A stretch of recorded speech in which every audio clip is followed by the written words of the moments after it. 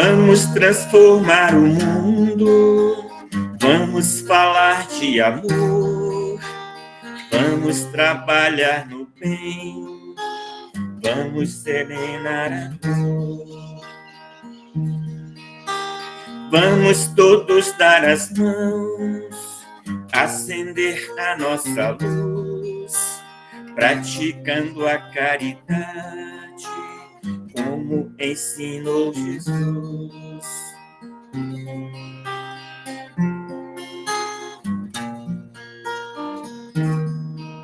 Ainda resta esperança de vermos um mundo melhor, acabando com as guerras que existem ao nosso redor.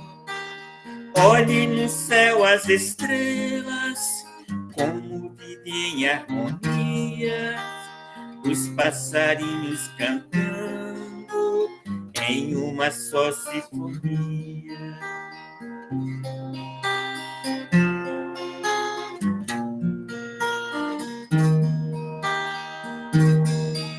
Ainda resta a esperança de vermos um mundo melhor, acabando com as guerras que existem ao nosso redor.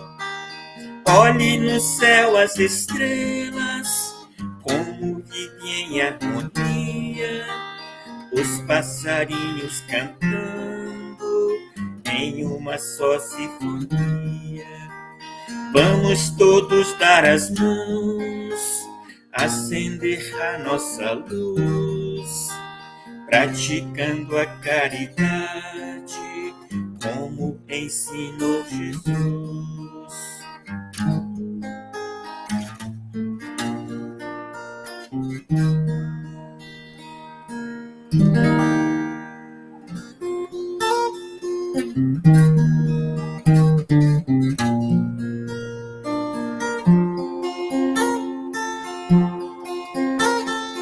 Ando devagar, porque já tive pressa, e leve este sorriso, porque já chorei demais.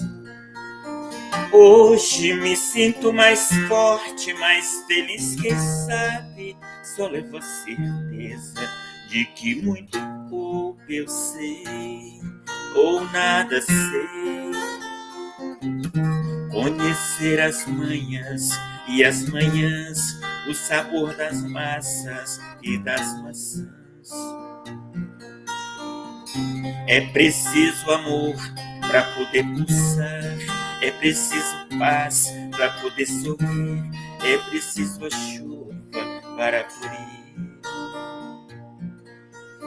Penso que cumprir a vida seja simplesmente compreender a marcha e tocando em frente.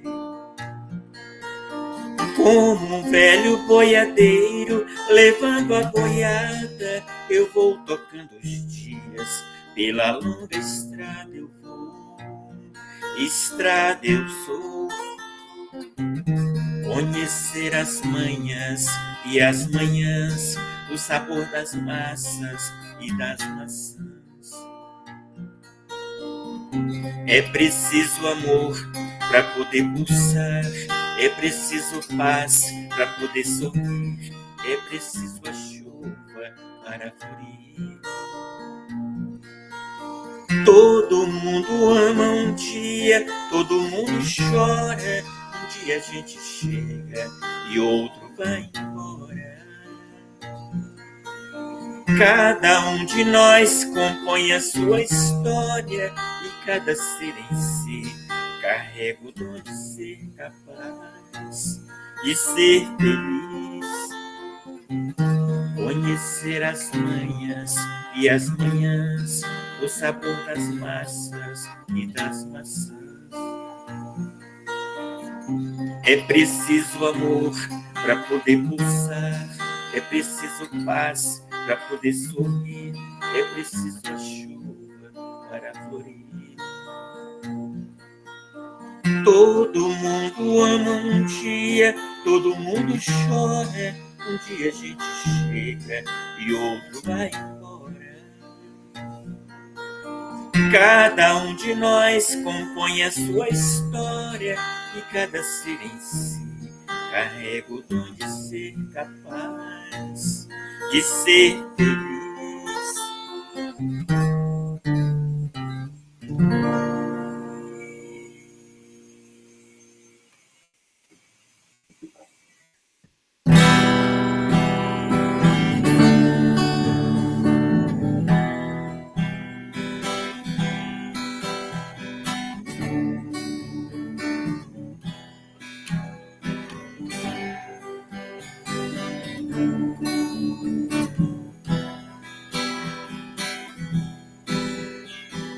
Quando o amor reina nos corações,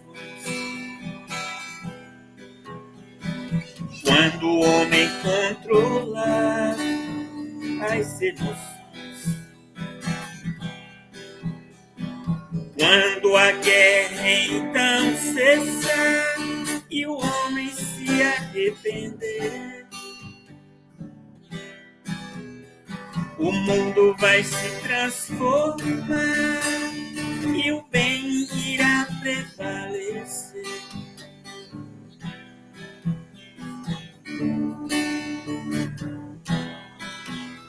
A tempestade vai passar e o mundo verá a luz. A paz então irá reinar, como prometeu Jesus.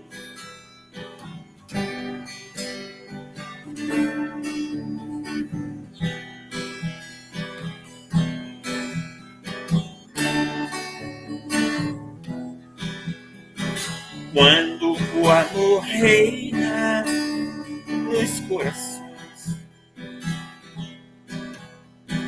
quando o homem controla as emoções, quando a guerra então cessar e o homem se arrepender, o mundo vai se transformar e o bem irá prevalecer.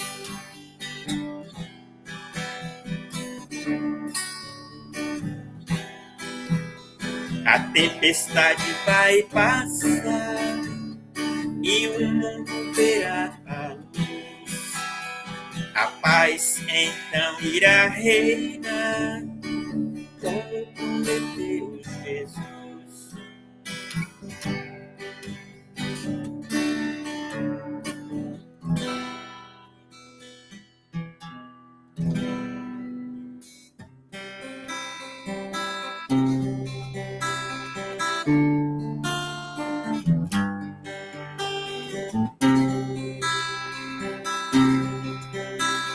Ah, se eu soubesse compreender o meu irmão, se eu só falasse de amor aos corações, seria bem melhor.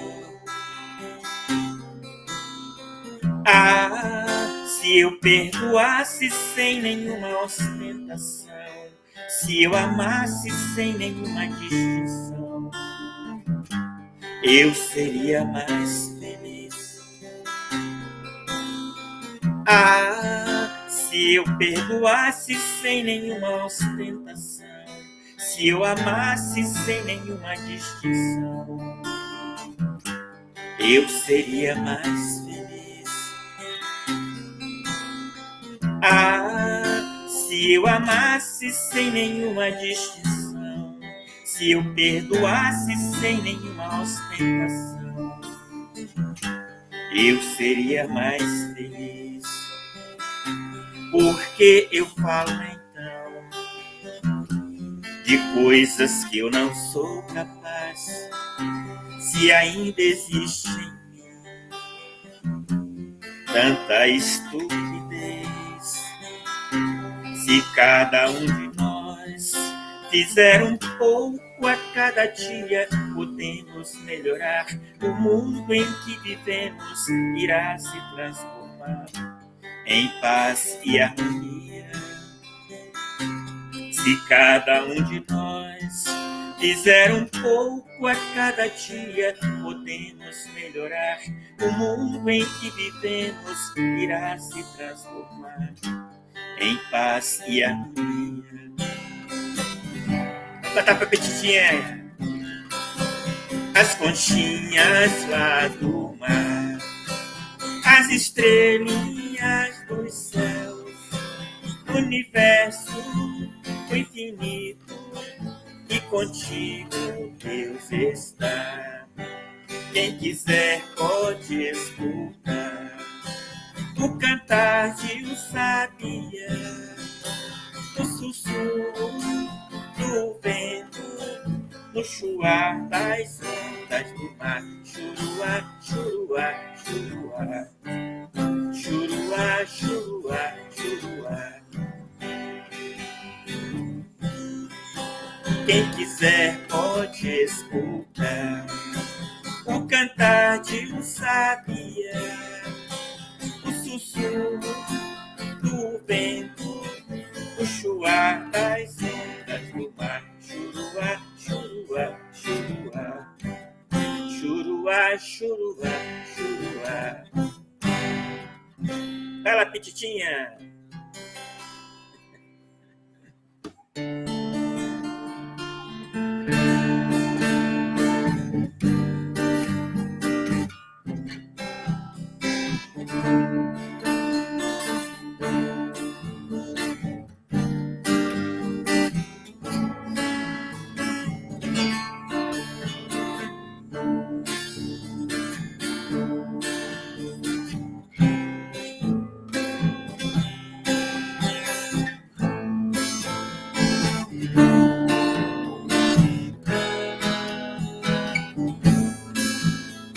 Quando a sombra da tristeza cobrir seus sonhos de venturas, quando você quiser chorar diante da taça da amargura, quando a dor bater a porta, ferindo bem fundo o coração, quando a esperança é morta e a vida é amarga ilusão. Olhe para trás, veja quanta dor, súplicas de paz clamando. Olhos sempre em trevas, mãos tendida ao pó, bocas que não falam e risos sem razão. Deixe de chorar, volte a sorrir. Você é tão feliz, volte a cantar. Faça uma prece, seja grato a Deus. Ele sempre abençoa os filhos seus.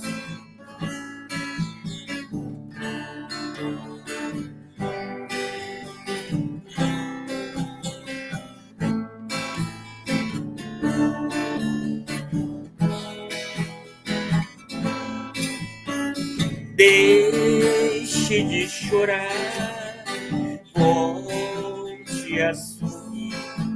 Você é tão feliz, volte a cantar. Faça uma prece, seja grato a Deus. Ele sempre abençoa os filhos seus.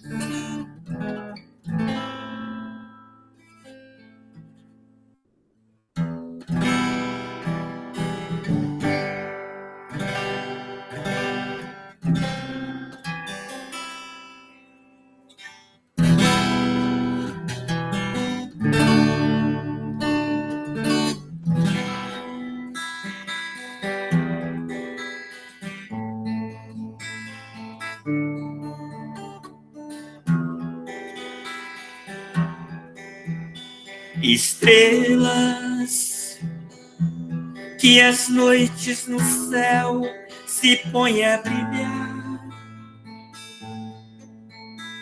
Estrelas que enfeitam o céu na noite de luar. Eu me sinto criança e me ponho a brincar. Como o pássaro canto sob a luz do luar, sob o azul do infinito, meu pensamento vagueia. Nesta noite tão clara, a luz da lua cheia, tão distante de mim, estas nuvens de estrelas, como aves que voam e nos campos vagueiam, e na praia deserta deixo rastros na areia.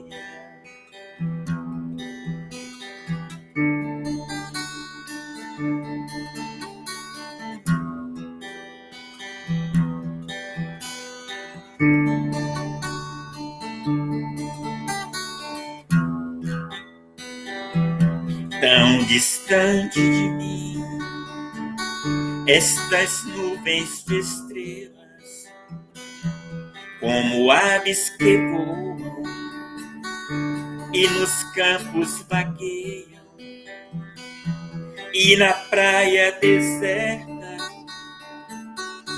deixo rastros na areia.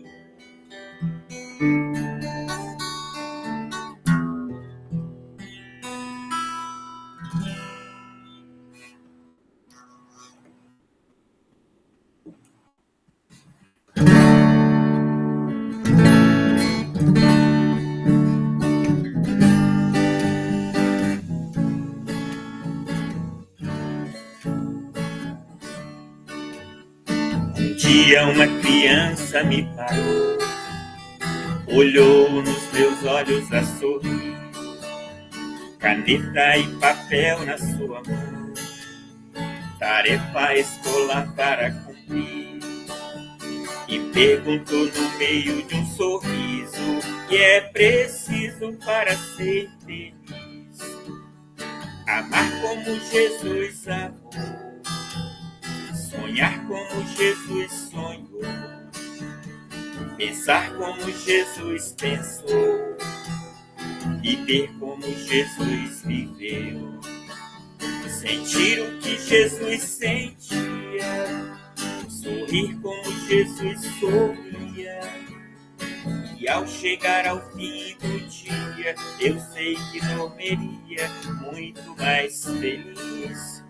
Sentir o que Jesus sentia, sorrir como Jesus sorria, e ao chegar ao fim do dia eu sei que dormiria muito mais feliz. Ouvindo o que eu falei, ela me olhou e disse que era lindo o que eu falei. Pediu que eu repetisse, por favor, que não falasse tudo de uma vez. E ela deu-me um beijo demorado e ao meu lado foi dizendo assim: fala, Vicente. Amar como Jesus amou, sonhar como Jesus sonhou, pensar como Jesus pensou, viver como Jesus viveu, sentir o que Jesus sentiu, sorrir como Jesus sorria. E ao chegar ao fim do dia, eu sei que dormiria muito mais feliz. Sentir o que Jesus sentia, sorrir como Jesus sorria. E ao chegar ao fim do dia, eu sei que dormiria muito mais feliz. Depois que eu terminei de repetir, seus olhos não saíam do papel. Toquei no seu rostinho e a sorrir. Pediu que eu ao transmitir fosse fiel. E ela deu-me um beijo demorado. E ao meu lado foi dizendo assim: amar como Jesus amou. Canta, Camila! Sonhar como Jesus sonhou. Pensar como Jesus pensou. Viver como Jesus viveu. Sentir como Jesus sentia. Sorrir como Jesus sorria. E ao chegar ao fim do dia, eu sei que dormiria muito mais feliz. Sentir o que Jesus sentia, sorrir como Jesus sorria. E ao chegar ao fim do dia, eu sei que dormiria muito mais feliz. Feliz.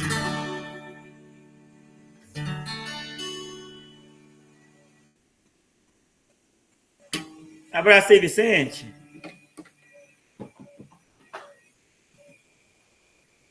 Bom dia, Toninho, gratidão, Deus te abençoa. Assim seja. Amém. Bom dia a todos que estão virtuais com a gente, boa noite aos presenciais. Boa noite, não, Bruta, bom dia.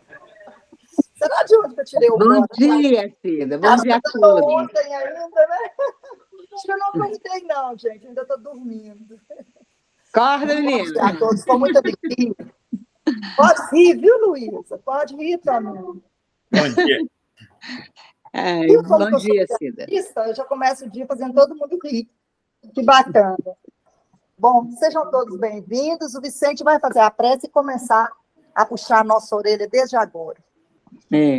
Mamãe, vai começar a prece. Abraço aí, Vicente. Deus abençoe. Grande Toninho. Grande abraço para você, meu querido. Fique com Deus. Bom dia a todos que estão nos acompanhando aí de casa. Muito bom dia a todos os presentes aqui, em loco, né? Que Jesus nos abençoe, nos ampare, que nós possamos aprender mais um pouco dessa manhã de domingo, dia 4 de fevereiro. E nós vamos dar sequência à nossa proposta de estudo sobre as bem-aventuranças.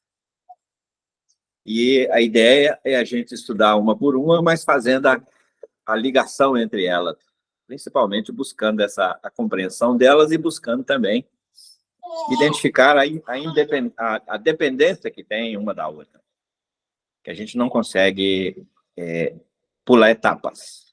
Nós precisamos de seguir um roteiro aí, e é exatamente esse roteiro que é estabelecido no Evangelho para todos nós.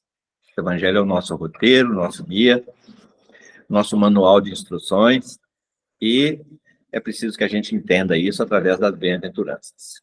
Vamos fazer a nossa prece para a gente iniciar o nosso estudo, para que possamos harmonizar as nossas energias. Vamos deixar fazer silêncio dentro de nós,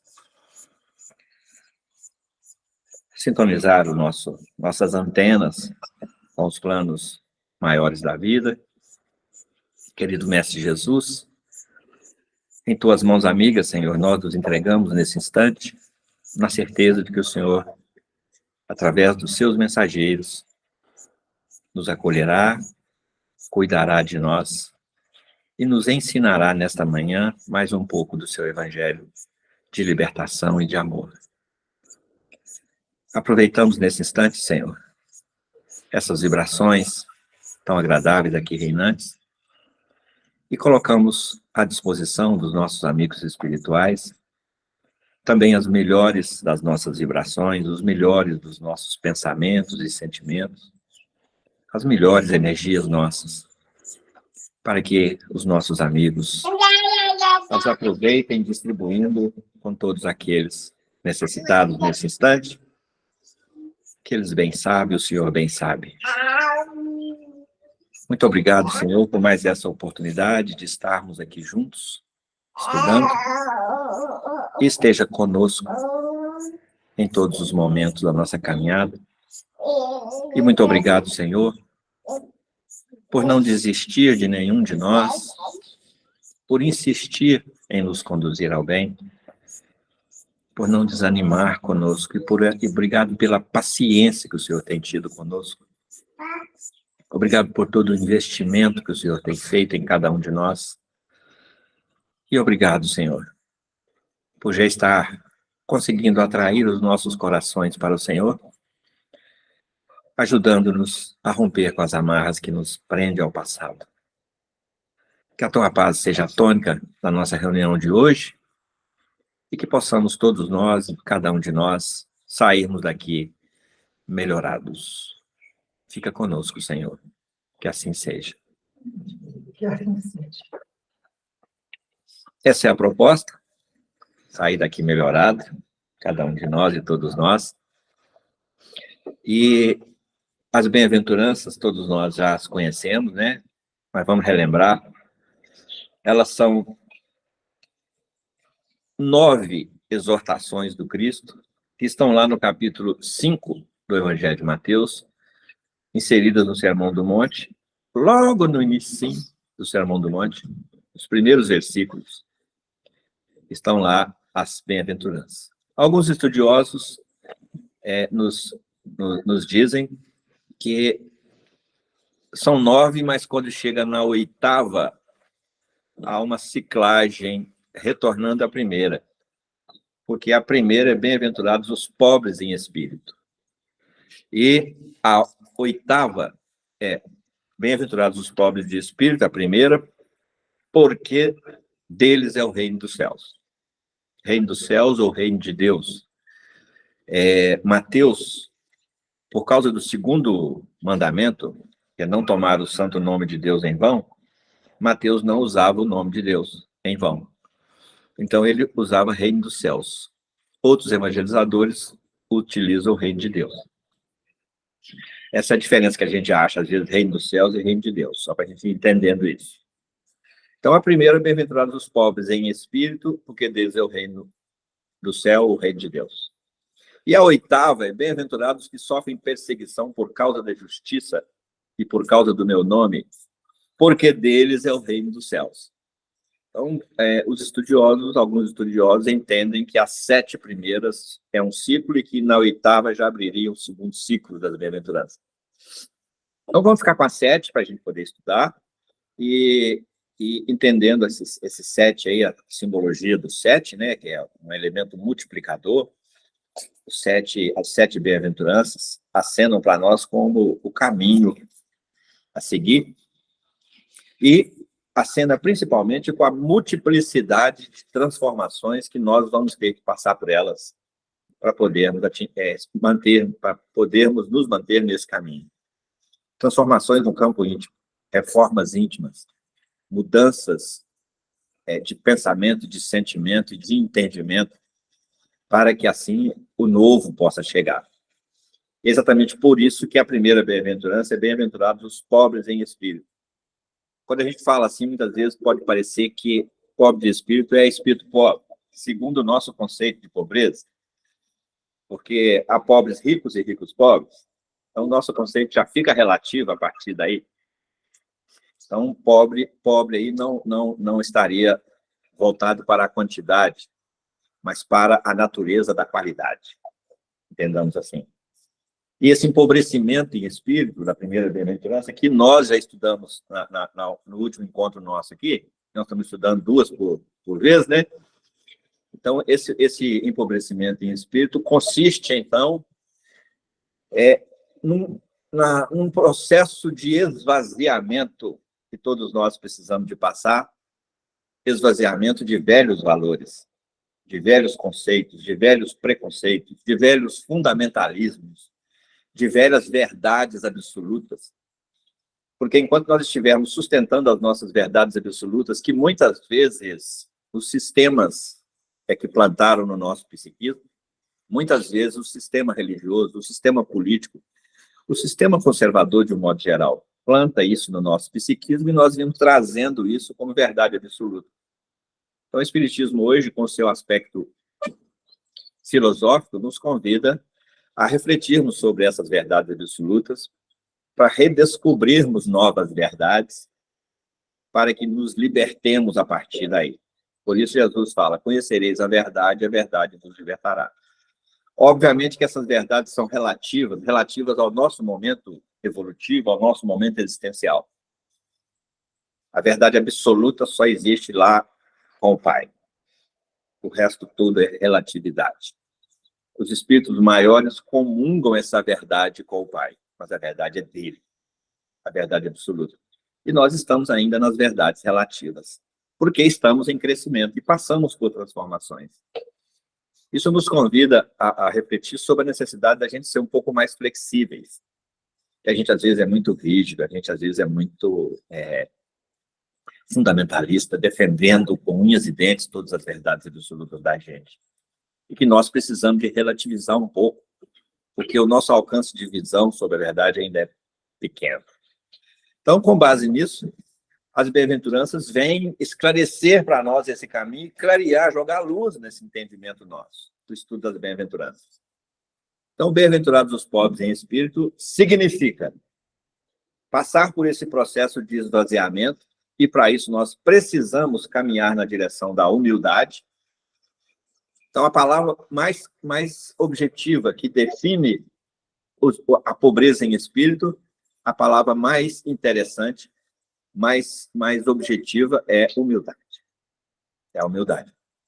Então, entendido isso, sem esse esvaziamento, o novo não chega, e se o novo não chega, a segunda bem-aventurança não acontece. Porque o que é o velho dentro de nós? São todos aqueles valores mantidos e patrocinados pelo orgulho e pelo egoísmo, ainda no nível em que nos encontramos. E o novo é exatamente a quebra disso tudo. O novo é a consequência de um processo de desconstrução disso dentro de cada um de nós, para que aí possa abrir espaço para que o novo chegue, e o novo é o Evangelho. Então, quando Jesus fala assim no Sermão do Monte, se alguém te ofender numa face, ofereça a outra. Isso é novo. Ouviste o que foi dito aos antigos? Não é olho por olho, dente por dente. Isso é velho. Isso é velho. Olho por olho, dente por dente. Eu, porém, vos digo, não resistais ao mal. Isso é novo. Porque enquanto houver a resistência ao mal, vai haver o combate, o conflito, o embate. Isso é o novo. Ame o seu inimigo. Isso é novo. Porque antigamente, odeie o seu inimigo. Tínhamos o direito, olho por olho, dente por dente, de odiar o nosso inimigo. De nutrir sentimentos ruins por ele. Aí Jesus chega com o novo. Peraí, ame o seu inimigo. Ofereça a outra face. Qual que é a outra face? Do ódio que ele despertava antes. A outra face é o sentimento novo do amor que se começa. A partir daí. Não julgue. Isso é novo. O que é o velho? Você podia julgar. Então, para a gente ir entendendo o que é esse empobrecimento em espírito. Porque quando nós julgamos, é porque o orgulho está gritando e o egoísmo está gritando. Se você não perdoar a ofensa cometida pelo seu irmão contra você, Deus que está no céu também não te perdoará a ofensa cometida contra ele. É uma barganha que Deus está fazendo com a gente? Não. Deus que está no céu. Que céu? É lá? Ou é aqui? Então, toda vez que nós não conseguimos perdoar a ofensa cometida pelo nosso irmão, o nosso céu íntimo fica comprometido. Isso é novo.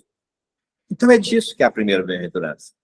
Desse empobrecimento em espírito, Ou seja, dessa troca de valores, desse caminhar para a humildade, desse combate ao orgulho e ao egoísmo, que ainda sustenta os nossos valores.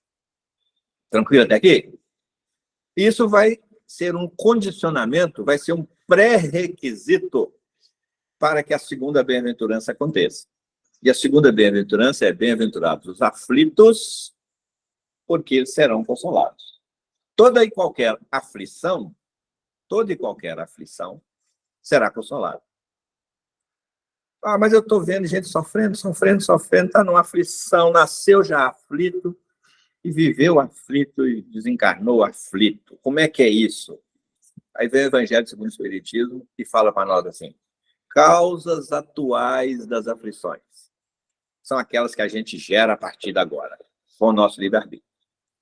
Causas anteriores das aflições são aquelas que nós geramos lá atrás, antes de reencarnar, com o exercício do nosso livre-arbítrio. Isso é claro para nós? Então, por que ele já nasceu aflito? É porque ele não ficou consolável até antes de nascer. E ele nasceu agora para ser tocado por isso de novo, para, de alguma forma, escutar essa linguagem da dor. Porque é a única linguagem que muitas vezes ele escuta.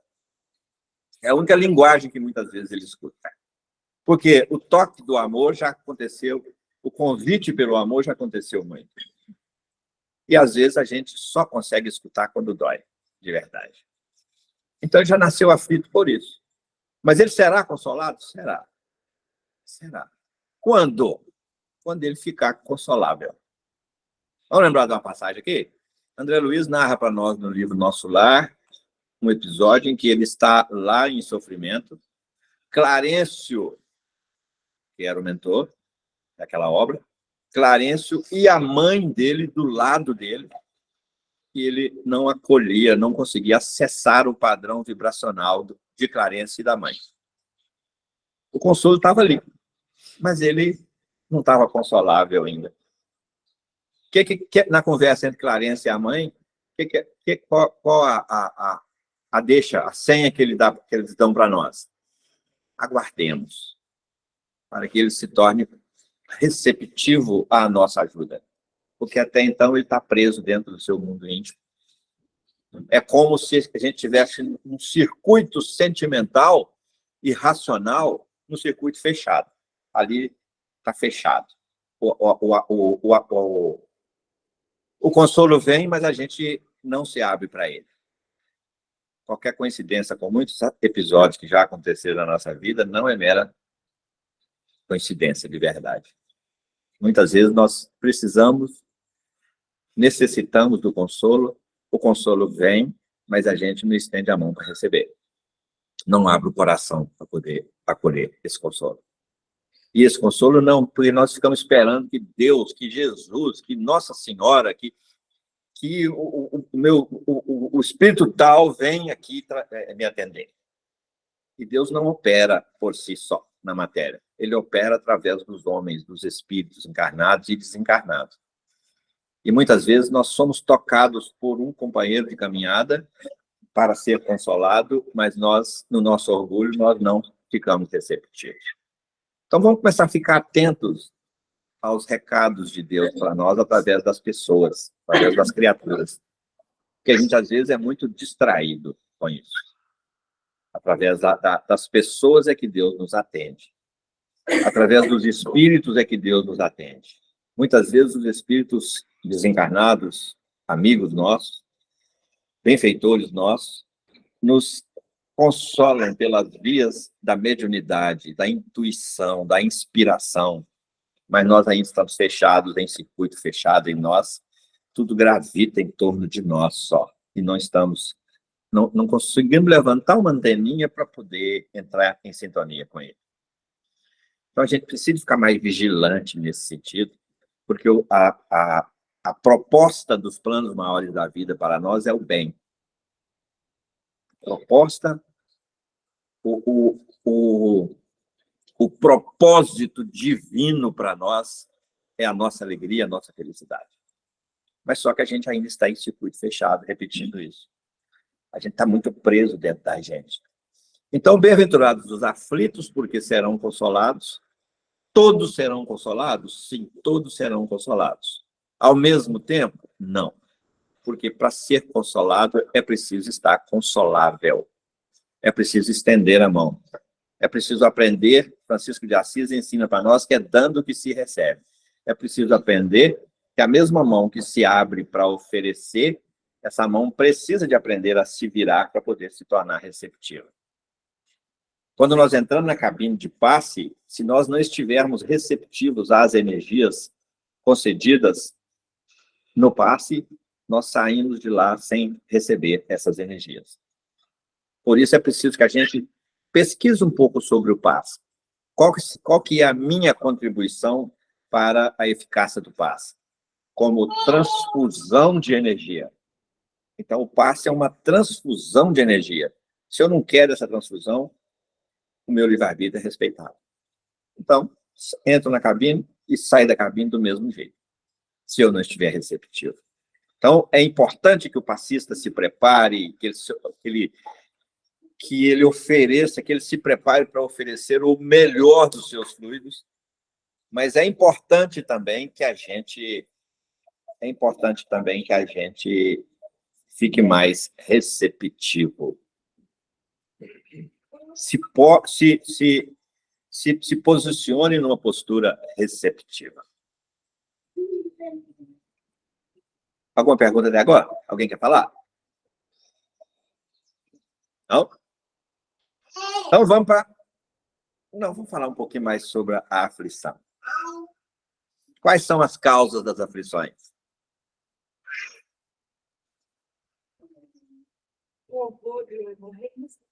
A raiz, a geratriz de tudo isso. Então, combater o orgulho e o egoísmo é aliviar as aflições. Mas nós, às vezes, ficamos esperando ser aliviados e não fazemos a nossa parte. E esquecemos do ajuda-te que o céu te ajudará. E, às vezes, nós queremos a graça pela graça. De graça. Mas nós somos sujeitos da nossa própria história.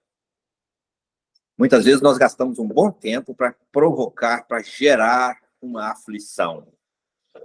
E nós queremos ficar livre dessa aflição por um toque de mágica dos espíritos. É a nossa expectativa, muitas vezes. E então a gente precisa de começar a se inserir nesse processo, se inserir nesse contexto, trazer para nós e desenvolver em nós essa ideia de pertencimento a esse contexto de aflição, para que cada um faça a sua parte para sair dessa aflição. Bem-aventurados os aflitos, porque serão consolados. Aí nós vamos esticar isso. Muitas aflições surgem através da violência. Da violência. São os roubos, os assassínios, os assassinatos, as agressões, os maus-tratos, os assédios. Aí nós vamos ficar o resto da eternidade enumerando as manifestações das aflições. Porque a gente acha que violência é pegar um pedaço de pau e bater nos outros, é jogar uma pedra nos outros, é agredir, dar soco nos outros. Não. Às vezes nós somos violentos com um olhar. Nós somos violentos com uma palavra mal posta, mal colocada. Nós somos violentos quando nós esquecemos a profundidade do conceito do que é respeitar as criaturas. Do que é respeitar as criaturas, na natureza toda. Então, o quinto mandamento, não matarás, ele está envolvido nessa segunda bem-aventurança. Porque muitas vezes nós matamos violentamente a esperança do outro, a alegria do outro, a expectativa do outro, a fé do outro, a crença do outro, com algumas verdades absolutas e violentas que nós trazemos dentro de nós. Então é preciso que a gente vigie bastante. Porque todo investimento dos planos maiores da vida sobre nós, vamos guardar isso. Todo investimento dos planos maiores da vida sob o comando do Cristo sobre nós, ele tem um objetivo específico, que é melhorar a nossa relação interpessoal. Já começa pelos 10 mandamentos. 3 é da nossa relação com Deus. 7 é da nossa relação interpessoal, nos 10 mandamentos. Hoje chega os 10 mandamentos que chegaram para nós de forma sintética, há quase 4.000 anos atrás. Hoje chega para nós através das 10 leis morais. Que são as 10 leis morais? É a nova expressão dos 10 mandamentos que vieram para nós de forma sintética e que agora surge numa nova expressão analítica. Perguntas, respostas, discussões, filosofando sobre tudo isso, buscando uma melhor qualidade de vida interpessoal. Nesse meio, todo o Evangelho do Cristo nos ensina a como nos relacionarmos melhor uns com os outros.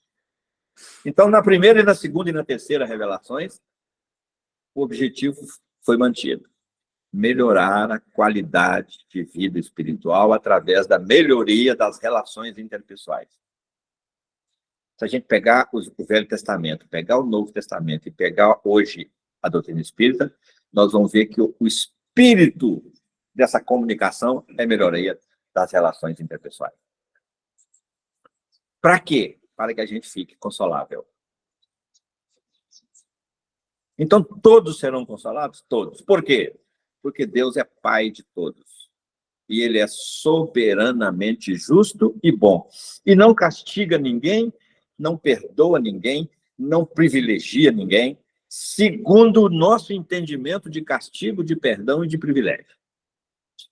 Agora, Deus, na sua infinita sapiência, soberana sapiência, Ele encontra canais para perdoar, oferecendo novas oportunidades, tendo paciência conosco, tendo a certeza de que nós temos jeito, nós temos conserto. E para isso nós precisamos ter oportunidades, ter investimento, provimento cultural, educativo. E a espiritualidade não tem, é incansável em nos oferecer. E Deus, então, encontra meios de nos beneficiar sem nos privilegiar. Encontra meios de nos corrigir sem nos punir, sem nos castigar. E encontra meios de nos perdoar sem essa forma de perdão que a gente tem o conceito dela. A Emmanuel fala para nós que a reencarnação poderia ser considerada como sendo um perdão divino, se é que Deus pudesse perdoar. E se é que Deus pudesse perdoar, aí é assunto para muita discussão. Porque a gente, às vezes, acha que o perdão é do jeito que a gente o concebe. E lá no capítulo 7 do livro Céu e Inferno, tem o Código Penal da Vida Futura, que é um capítulo do livro Céu e Inferno. São 33 artigos, 33 itens, onde os espíritos, por intermédio de Kardec, vêm trabalhando para nós conceitos de perdão, conceitos de responsabilidade, conceitos... Ou seja, mostrando para nós como funciona a justiça divina na nossa vida. E lá no item 6 ou 16, se não me engano, é só procurar que acha, no livro Céu e Inferno, ele traz para nós as fases do perdão. Então, primeiro a agressão, depois o arrependimento, depois o perdão. Mas aí não cessa por aí. Depois a expiação, depois a reparação. Aí, então, a reparação está acontecendo na nossa oportunidade reencarnatória, da gente conciliar-se com o inimigo e reparar ao inimigo. Que Zaqueu fala para Jesus quando Jesus entra na casa dele? Casa é casa de pau a pique? Casa de concreto? Casa mental. Toda vez que a gente escutar casa no Evangelho, é casa mental. Jesus não falou para concreto, ele falou para espírito. Falou para almas encarnadas e para espíritos em evolução. O que Zaqueu falou? Hoje... A salvação pela minha casa. Hoje eu divido o que tenho e com os pobres e retribuo em dobro a quem eu tenha lesado. Ele está falando de dinheiro, gente? Não. Aí Jesus é que fala. Opa, hoje a salvação entrou nessa casa. Que casa? Nessa casa mental. Por quê? Porque chegou o novo. Chegou uma nova consciência. Porque qual que era a proposta de Zaqueu? Só angariar. Então, a partir de agora, ele sai do indivíduo e começa a olhar o coletivo. Isso é empobrecer, sem espírito. É esse novo chegando, ocupando um espaço novo. Eu costumo pegar uma figura que o empobrecimento e espírito é como uma xícara vazia. É como a gente esvaziar a xícara. Porque se a xícara está cheia, uma gota vai entornando. Então não tem espaço, não cabe. Então por que a gente fica... Por que nós temos tanta... A humanidade tem tanta indiferença ou tanta aversão a alguns, ou tanto ódio outros da doutrina espírita? Porque a xícara da humanidade está cheia. Por que está cheia? Então não cabe mais. O novo está chegando, mas não tem espaço para ele. Uma gota a mais de conceito para a sustentação da fé daquela criatura vai entornar. É esse o empobrecimento em espírito. Porque toda violência que é manifestada, ela só é manifestada porque a criatura está violentável também. Ninguém é roubado sem estar roubável. Ô, bonitinho, você está distraindo as pessoas ali, viu? Isso é demais para você, não está prestando atenção não, viu? Todo mundo que é roubado é porque está roubável. Por quê? Porque se não fosse debaixo da permissão divina, ele não ficaria roubável. Ele não seria roubado. Aqui se faz? Aqui se faz? Isso quer dizer está roubável, está matável. Existe bala perdida, gente? Se nenhuma folha cai sem que Deus permita, ele vai permitir que, em vez de uma folha cair uma bala lá, você não sabe onde é que vem. Então, aquela bala tem CPF, identidade daquela que ela vai. Tem destinatário, tem CEP. Qual que é o CEP da criança que recebeu uma bala perdida? Vamos rastrear que nós vamos encontrar o endereço para trás. Às vezes está atrás de um toco de beira de estrada, um toco com alguém atrás, com a cartucheira, esperando ele abrir a porteira para ele poder matar. Ele morre sem saber de onde é que veio a bala, a criatura. Mas quem mandou a bala ofereceu o CEP para recebê-la de volta. Está dando para entender isso? Ou então Deus não existe. Vamos embora para casa conversar de outras coisas. Fazer qualquer outra coisa, menos falar de Deus, ou pensar em Deus. Porque nós precisamos de definir um perfil divino para nós. Para que a nossa fé firme um pouquinho, que ela está oscilando. Para que esse perfil divino... É muito comum a gente ver na imagem da televisão, de repente já começa a tremer, né? É a imagem de Deus para nós. Quando a imagem da televisão está tremendo, a gente não consegue ver nada. Então está tudo embolado. Então lá no fundinho assim tem umas figurinhas, mas o chuvisco está atrapalhando tudo. Que chuvisco é esse? É a nossa ignorância, a nossa incompreensão sobre Deus. O que a gente tem feito? Nós temos procurado a coerência de Deus na nossa vida, porque se ele é incoerente, está tudo perdido. Então, quando a gente vê uma criança nascer linda como essa, e vê uma criança nascer cega, surda, muda, a gente fala, onde é que está Deus? Tem umas incoerências que a gente precisa de achar razão para isso. Não é efeito sem causa. E não dá para a gente entender isso numa encarnação só. Não dá para a gente entender isso sem considerar vidas pregressas, atos pregressos, ações pregressas, responsabilidades pregressas. Então, nós só estamos aflitos porque somos ainda aflitíveis. Porque não temos serenidade para lidar com a diversidade. Somos preconceituosos. E quando nós somos preconceituosos, nós afligimos ao outro. E quando afligimos ao outro, nós oferecemos o nosso CEP para a aflição voltar. é assim. Tem sido assim. A gente não tem visto porque não tem querido ver. Sim.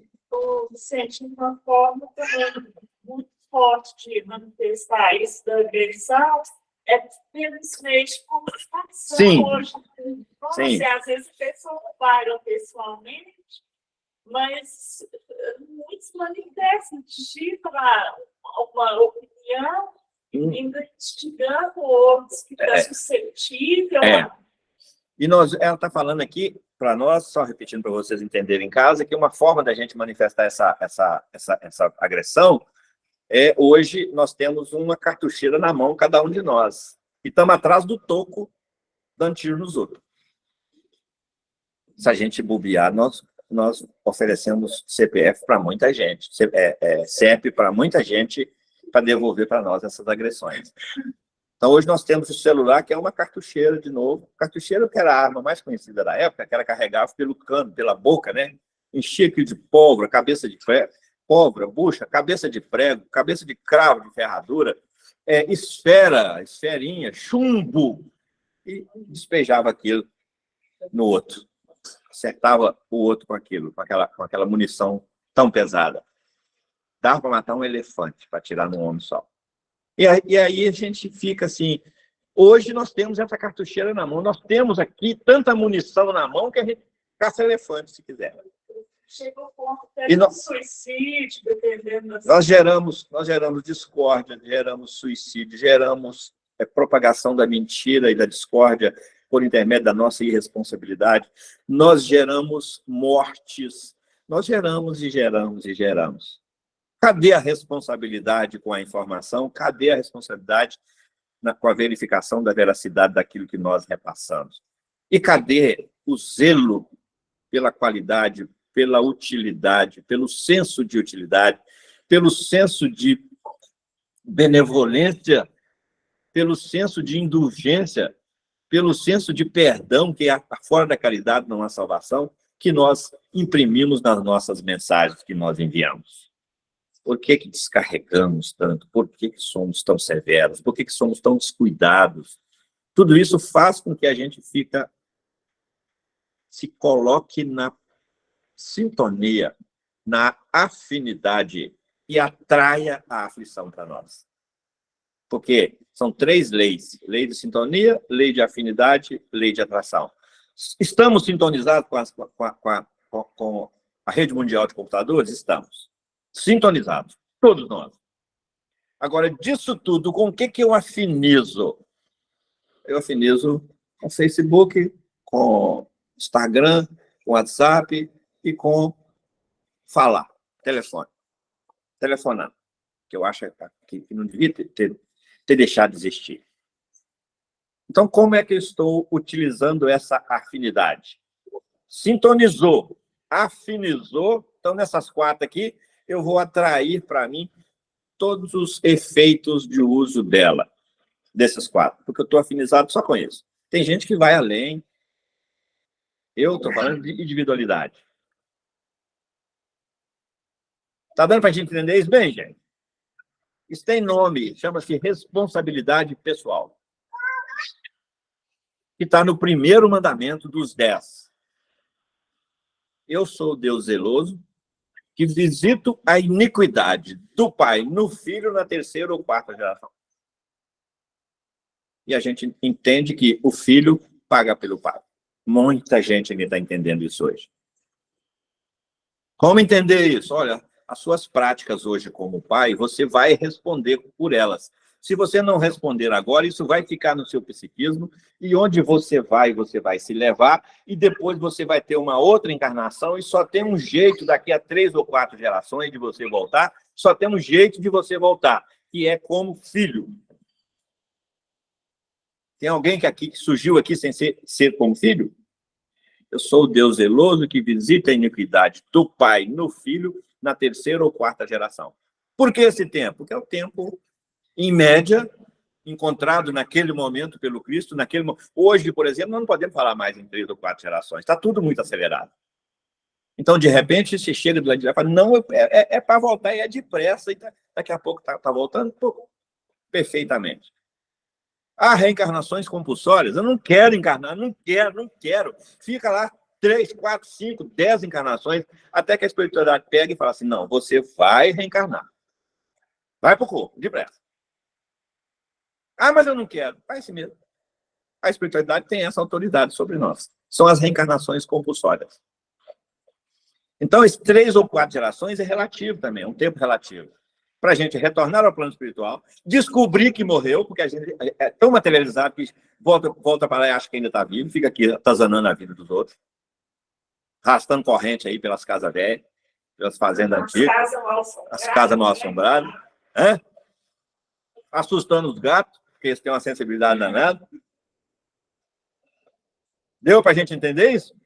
É o tempo que volta para lá, reconhece que desencarnou, volta, prepara, entra na fila, porque lá não tem flanelinha, entra na fila, planeja uma reencarnação, é assistido pelo plano espiritual, pelos mentores espirituais, responsáveis por essa tarefa no plano espiritual, faz um planejamento reencarnatório e chega aqui como filho.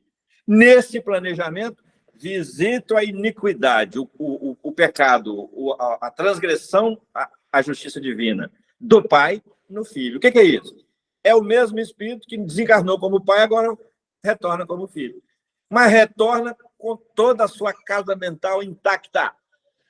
Emmanuel, no livro Pensamento e Vida, fala para nós assim, a casa mental é o espelho da vida em toda parte. Primeira frase do primeiro capítulo dele. Eu começo o livro Pensamento e Vida assim. O que ele está falando? Onde você vai, pai, mesmo que você vai voltar como filho, que é o jeito de vir, mas você vai vir do jeito que você é. E onde você vai, você se leva com toda a sua bagagem espiritual, com toda a sua contabilidade espiritual, que os hindus chamam de karma. Os hindus, a cultura espiritualista oriental, chama de karma. O que é isso? A nossa contabilidade, os erros e acertos. Sim? Bom dia. Bom dia. Só para dessa questão. Eu repito para vocês que estão em casa a pergunta dele, tá? Eu sei que vocês não vão ouvir. É bem diferente a reencarnação compulsória.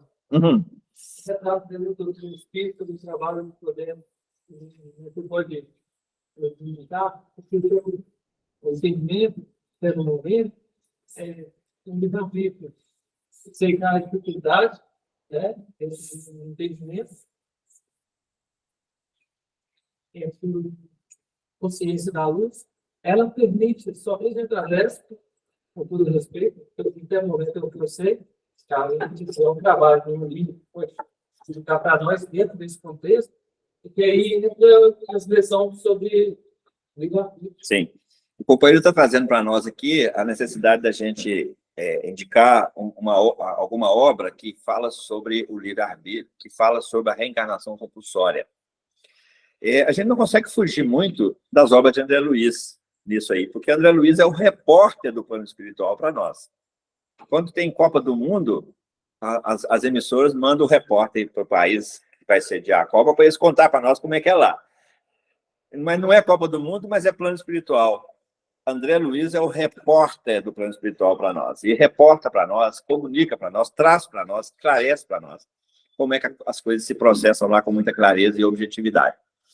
Então, as obras de André Luiz certamente falam disso, praticamente todos os livros dele, que são acho que 13 ou 14 livros dele. Mas, especificamente, sobre, no livro Ação e Reação, a gente vai encontrar, assim, com muita especificidade. E no livro Nosso Lar também tem lá uma relutância relutância de espírito de não encarnar, e eles são convencidos a encarnar. Sim? E o dicionário de Minas, o capítulo 13, fala desse processo. Missionários da Luz? Capítulo 13. 13. Sim. E ele é uma obra dessa obra.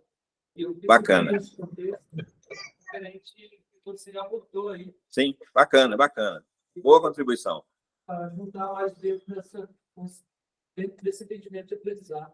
O nosso amigo está trazendo para nós aqui o capítulo 13 do livro Missionários da Luz, que aborda isso com mais amplitude, né? Então, fica aí assim, o processo de busca para a gente, cada um pesquisar, para entender essa questão das reencarnações compulsórias. Lembrando que essa compulsoriedade não é violenta, não é violenta.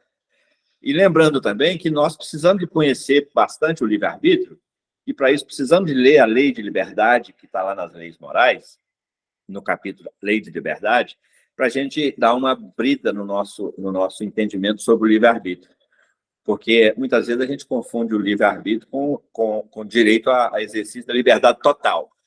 Mas isso tem restrições. E muitas vezes essa liberdade também, ela não é cerceada, mas ela é orientada. Então há processos de convencimento dos espíritos para poder reencarnar. No último caso, aí prevalece a autoridade divina, a ignorância do exercício do nosso livre-arbítrio. Por quê? Porque o propósito divino para nós é a evolução. E estacionar é regredir, porque o mundo gira, a vida corre. E quando a gente estaciona e se prende e não quer uma nova oportunidade, nós estamos em processo de regressão. Regressão, assim, não voltamos, mas pelo menos não avançamos. Então, se o mundo está avançando e nós estamos parados, nós estamos regredindo. Numa relatividade assim, né? Então, gente, a aflitividade, ela é inerente ao momento que nós vivemos. Nós somos de um mundo de expiações e de provas. Então, estar aflito,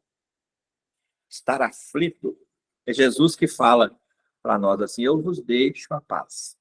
Aliás, nós vamos falar sobre isso lá no Carnaval, agora lá no domingo, lá no Amor e Caridade, o tema é esse: eu vos deixo a paz. Eu vos dou a minha paz. Não a paz dos homens, mas a minha paz. Não vos dou a paz como os homens dão. Ou seja, não é dessa paz que eu estou falando da minha paz. E aí ele fala: no mundo tereis aflições. No mundo tereis aflições. Mas tende bom ânimo. Eu venci o mundo. O que ele está falando? De que mundo que ele está falando? Será que é desse mundão de meu Deus? Ou é desse mundão de meu Deus? Aqui. Então, nesse nosso mundo íntimo, nós teremos aflições, porque as aflições são consequências de causas anteriores e atuais geradas por nós. Mas tende bom ânimo, ou seja, desanima não, mantenha firme. Aquele que quer seguir-me, tem outra passagem dele que ele fala: negue-se a si mesmo, tome a cada dia a sua cruz. Desanima não, e siga-me. Porque quando a gente desanima, aí nós ficamos muito influenciáveis para cair no abismo dos processos de autodestruição. E aí, realmente, o prejuízo é muito grande. Mas tende bom ânimo. Tome a cada dia a sua cruz. Siga-me. Segui-lo não é andar atrás dele. Segui-lo é compreendê-lo e se esforçar para identificar-se com ele. É diferente. Então, uma multidão o seguia. Tem várias expressões dessa forma no Evangelho. Que multidão que o segue? É a multidão de personalidades que moram dentro de cada um de nós que segue. O homem velho de Três Antontes, de ontem, e o homem de hoje. E o de amanhã que continuará seguindo. Então, entender isso é fundamental para que o Evangelho se ressignifique na nossa vida. E sirva realmente de manual de instruções, porque quem vai utilizá-lo é essa casa aqui, é a casa mental. Então, essas aflições, elas precisam de começar a ser vistas assim, e por elas começarem a ser vistas assim, a gente começa a compreendê-las melhor. E ao compreendê-las, nós alteramos o nosso comportamento diante delas. E alteramos os efeitos que elas geram em nós. Porque não basta sofrer a aflição. É preciso saber sofrer a aflição. Porque o propósito divino não é nos afligir. É nos corrigir por intermédio da aflição, porque é a única linguagem que nós damos conta de escutar agora. É o único jeito que ele tem de conversar conosco agora, é nos afligir. O apóstolo Paulo, quando Jesus encontra com ele, ele fala uma frase para ele, Jesus fala uma frase para ele, que precisamos encaixar nessa conversa nossa aqui.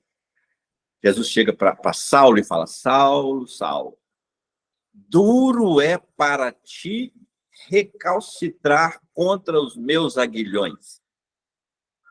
O que é aguilhão? Todo mundo conhece carro de boi aí, né? Conhece aquela guiada que o carreiro usa, não conhece? Até umas argolinhas, não tem? Mas até um finco na ponta também, não tem? Então, pelo som, o carreiro já adestra os seus bois a obedecer o som, o barulho. Não precisa usar o ferrão que tem na ponta daquela aguilhada. Duro é para ti recalcitrar. O que quer dizer? Resistir. Teimar em resistir. Recalcitrar contra os meus aguilhões. Contra o quê? Contra os meus comandos. Os meus comandos são divinos. O que eu tenho lhes ensinado não é meu, é do meu Pai que está no céu e que me enviou. Ele fala isso no Evangelho. Então, esses comandos que ele traz, que ele chama de aguilhão, e nessa vara comprida, que chama aguilhada para os carreiros de boi, né? Essa vara comprida tem um ferrão na ponta. Então, de vez em quando o boi não atende aos comandos sonoros, aí o ferrão entra em cena. Qualquer semelhança com as dores de dente que nós estamos sofrendo hoje, com as aflições que nós estamos sofrendo hoje. Pois é. Acho que nós estamos. Pois é, precisa. Também, né? Também. Precisa saber se ele não falou: menino, para de fazer isso. Filhinha, para de fazer isso. Já ia logo ferrão. Aí já não escutava, não, é ferrão, comia, né? De novo. Então é assim a justiça divina conosco. Ela é amorosa e nos convida de forma amorosa o tempo todo. Nos sonoramente, ao som pacificador. Ela é amorosa, mas é justa. Parece injusto, porque vai contra as nossas vontades. Exatamente. Isso é justo. Peraí, mas esse justo é o justo que eu quero? É o que eu quero? É a justiça que eu quero para mim? Ou é a justiça de verdade? Porque quando fala do livre-arbítrio, que eu pensei exatamente sobre isso, que fala sobre o livre-arbítrio. Se você tem um livre-arbítrio, vamos imaginar que seria o quê? Um passo limitado do que quer, aí você iria ferir o outro, e o Deus é o Pai de todos. Então, esse livre-arbítrio vai até onde encontra o livre-arbítrio do outro. Então, tem sempre esse limite da coletividade. A relatividade vem com a coletividade. Você tem o livre-arbítrio para fazer o que quer. Eu quero destruir o mundo. Você tem o livre-arbítrio? Não. Porque você está destruindo o mundo, você está destruindo outra pessoa, você está prejudicando o coletivo. Então, Deus dá o livre-arbítrio de acordo com onde chega ao outro, a obra, a todos. Então, é bem fácil de entender olhando esse ponto de vista. Aquela frase da liberdade que os pais falam para a gente: sua liberdade vai até onde não incomoda. Assim como o direito. O seu direito vai até quando começa do outro. Então, é toda uma lógica muito básica para entender de forma básica esse livre-arbítrio. A nossa amiga está trazendo para nós aqui a ideia da diferença entre a liberdade e a libertinagem. E trazendo que a liberdade ela reconhece limites, enquanto que a libertinagem desconhece esses limites. E Kardec pergunta isso no Livro dos Espíritos, exatamente nesse capítulo da Lei de Liberdade. Ele pergunta isso e os Espíritos respondem: o direito de um termina onde começa o do outro. Seria também o livre-arbítrio também. E para isso a gente precisa de ter muito bom senso para definir essa linha tênue, porque muitas vezes o direito do outro é subjugado pelo nosso desejo. Mais que a vontade, o desejo. Porque a vontade é até mais leve diante do nosso desejo incontido. Então, é por isso as atrocidades que a gente vem cometendo pela vida fora, invadindo o livre-arbítrio das pessoas, é porque nós ainda não caímos na real de que nós somos espíritos únicos. E diferentes uns dos outros. E quando nós descobrimos que a gente é diferente do outro, nós também descobrimos que o outro é diferente da gente. Só que a gente não aceita isso. E não respeita isso. É exatamente essa a missão do Evangelho. Capacitar, instrumentalizar cada um de nós para reconhecer o limite do direito do outro e não transgredi-lo. Isso é um benefício, isso é uma regulamentação para as nossas relações interpessoais, vinda da lei do amor. Porque não há amor sem respeito. É básico. Então, quando a gente começa a respeitar, a acordar para o respeito ao direito do outro, nós estamos caminhando na direção da primeira bem-aventurança. Estamos nos empobrecendo em espírito. Por quê? Porque até agora a gente era rico em espírito, era poderoso, era o tal, tudo podia. Nessa sensação de riqueza de espírito, segundo o nosso padrão de riqueza. Então, quando nós começamos a reconhecer o direito do outro, é porque nós estamos trabalhando a nossa prepotência, que é filha do nosso orgulho, do nosso egoísmo, e estamos começando a empobrecer em espírito e caminhar na direção da primeira bem-aventurança. Tranquilo até aqui? Sim? Dentro desse entendimento, a gente só uma observação novamente, do ponto de vista que lá, se todos nós somos um, cada um de nós ser divino, a própria experiência de vida em si, naquele momento, no planeta, como nós somos aqui, todos nós somos um, cada uma experiência dentro do próprio dia. E o objetivo de mostrar para nós essa unicidade, um deles é nos corrigir, tirando de nós a nossa expectativa, com base no nosso desejo, a expectativa de que o outro seja do jeito que eu gostaria que fosse, ou faça do jeito que eu gostaria que fizesse. Pense, fale, se comporte, esquecendo-nos da individualidade dele. É mais ou menos nessa linha. Então, essa unicidade divina, todo o propósito divino é na representatividade dessa unicidade, que é a centelha divina. Todo o propósito divino é fazer com que essas centelhas divinas se compatibilizem, porque elas estão descompatibilizadas. Pelo ego humano, pelo desejo, pela vontade equivocada humana e tudo mais. Você ia falar aquela hora É só mais uma dúvida. Como é que está nosso tempo? Um comentário. Quando fala sobre a reencarnação compulsória, e fala sobre essa reencarnação que sai desse padrão de ir para o plano espiritual, de fazer toda a preparação, de fazer a preparação, estudo, programação para a encarnação.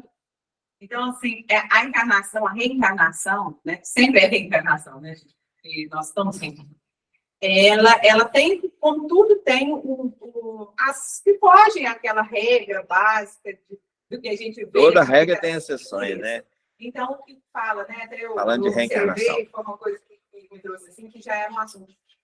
No filme do Mensageiros agora, tem um momento que fala de um espírito que estava presente, acompanhando, era um obsessor de um médium, e quando esse médium perdeu totalmente o equilíbrio, ele trouxe esse obsessor para o lado dele e, dentro de uma pequena quantidade, esse obsessor reencarnou. Sem ter nenhum tipo de controle da espiritualidade. Isso no filme, e reencarnou ali dentro no filme Nosso Lar 2?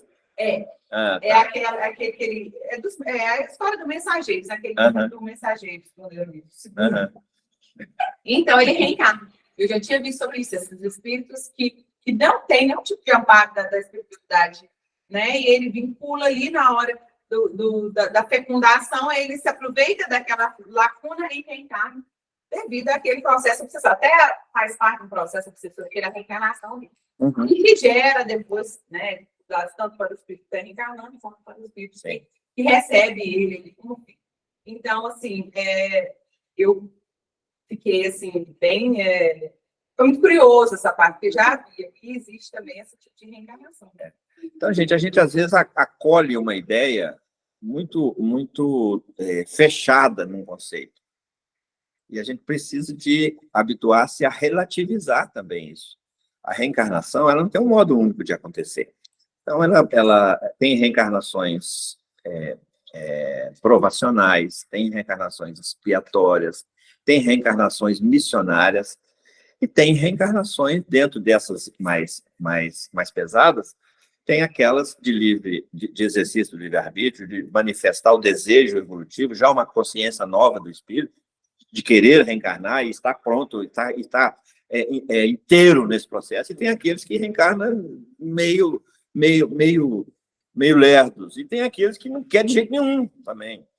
Então, isso cai dentro dessa relatividade, obedecendo à diversidade dos seres, às unicidades espirituais, que é cada uma de um jeito.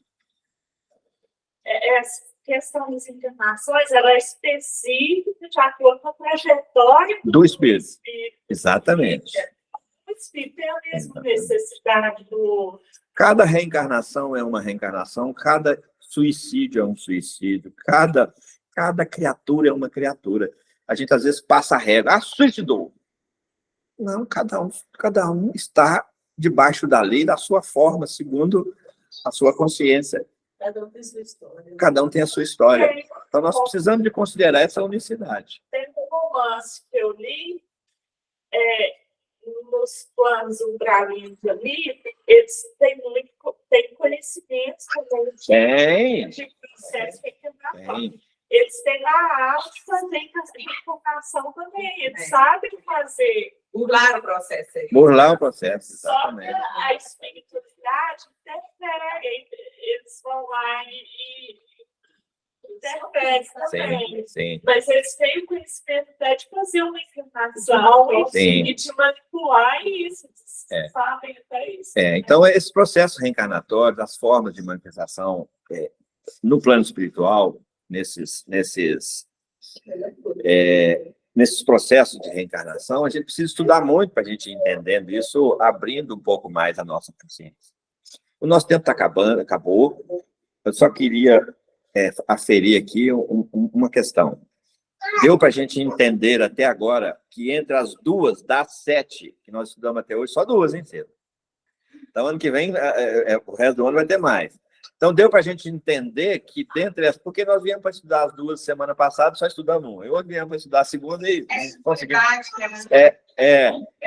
Então, deu para a gente já entender que há uma dependência da primeira para que a segunda aconteça? Que a segunda não vai acontecer, nós não vamos ser consolados se não nos tornarmos consoláveis. Isso é claro, ajuda-te que o céu te ajudará. Então, é essa dependência uma da outra que a gente vai trabalhando durante os nossos estudos. A próxima é a Bem-aventurados os mansos. Então, vai aqui, cenas do próximo capítulo. Bem-aventurados os mansos, porque eles herdarão a terra. Então, qual a necessidade da primeira e da segunda para que a terceira aconteça? Qual é a necessidade da primeira e da segunda para que essa mansuetude tenha espaço? Se você está aflito, você não está manso. Se você está grande demais, você não está manso, porque aí o poder cresce na cabeça. Tá? Então, é essa ligação que a gente vai estudar. E a quarta, que a proposta é estudar 2 a 2. A quarta, mas nós vamos sempre estudar as 7 juntas. A quarta é bem-aventurados os que têm fome e sede de justiça, porque serão saciados. Que justiça é essa? É a humana? É essa justiça que nós estamos vendo aí? Fome e sede de justiça divina. Aí nós começamos a refletir sobre isso e começamos a nos frear para não fazermos justiça com as próprias mãos. Isso não é fome de justiça, isso é autoritarismo. Aí nós vamos conversar sobre isso, trabalhando a interdependência que existe entre essas duas com as 2 anteriores e a quarta com a terceira. Porque se eu não tiver em estado de mansuetude, a justiça que eu vou considerar é a dos homens e não a divina. Eu não vou estar apto a me submeter à justiça divina. Porque eu estou bravo demais, fazendo queda de braço com Deus. Ô, gente, nós temos que interromper, porque aqui a gente, se não tiver disciplina, a espiritualidade tem, né? Então, vamos continuar refletindo. A ideia é exatamente essa. Nós conhecemos, está no capítulo 5 do Evangelho de Mateus, e vamos continuar refletindo sobre elas, para a gente até trazer contribuições no próximo encontro nosso. Aí vamos seguir viagem. Não vamos embarcar na segunda estação, não. Vamos seguir viagem, fazendo exatamente esse raciocínio que nós estamos fazendo aqui juntos. E cada um de nós, para a gente ir maturando as bem-aventuranças dentro do nosso entendimento, para que elas dêem o salto daqui para cá e venham para o nosso coração.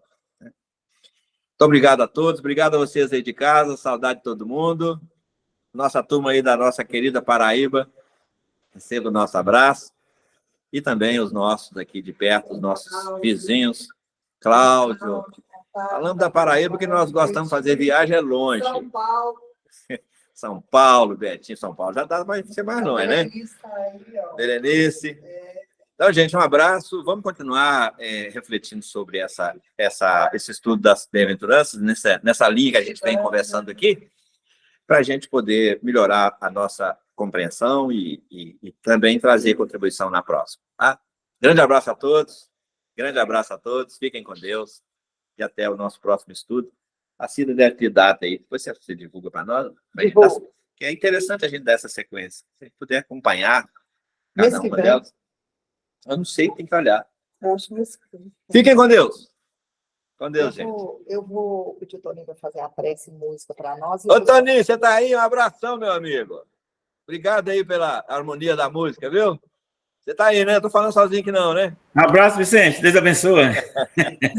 Abração, meu amigo. Tchau. Tchauzinho, viu?